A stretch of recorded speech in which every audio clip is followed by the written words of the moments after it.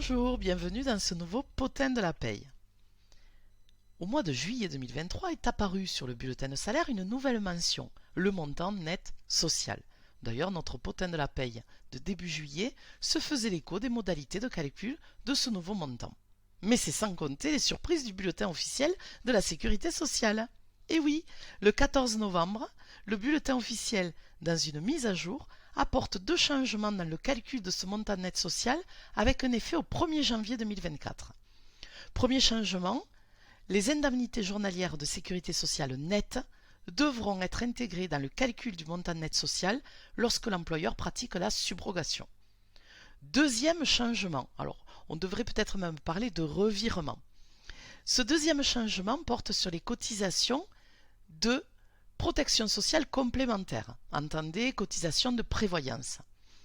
Désormais, à compter du 1er janvier 2024, les cotisations salariales de prévoyance qui financent un régime collectif pourront, on devrait même dire devront, être déduites du montant net social, même si leur origine est conventionnelle. Oui, souvenez-vous, auparavant on distinguait, et ça jusqu'au 31 décembre 2023 d'ailleurs, il s'agit de distinguer si le régime qui instaure la protection sociale complémentaire a une origine légale, comme la complémentaire frais de santé, ou une origine conventionnelle.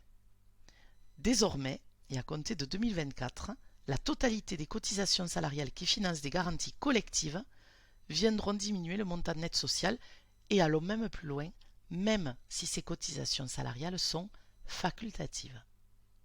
Côté patronal, les cotisations patronales de prévoyance qui financent des garanties collectives n'auront plus à être ajoutées au calcul du montant net social.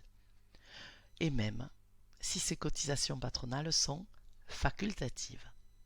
Vous l'aurez compris, c'est le régime collectif qui instaure ces cotisations de prévoyance qui devra être regardé dans le calcul du montant net social et non plus l'origine légale ou conventionnelle qui a instauré le régime.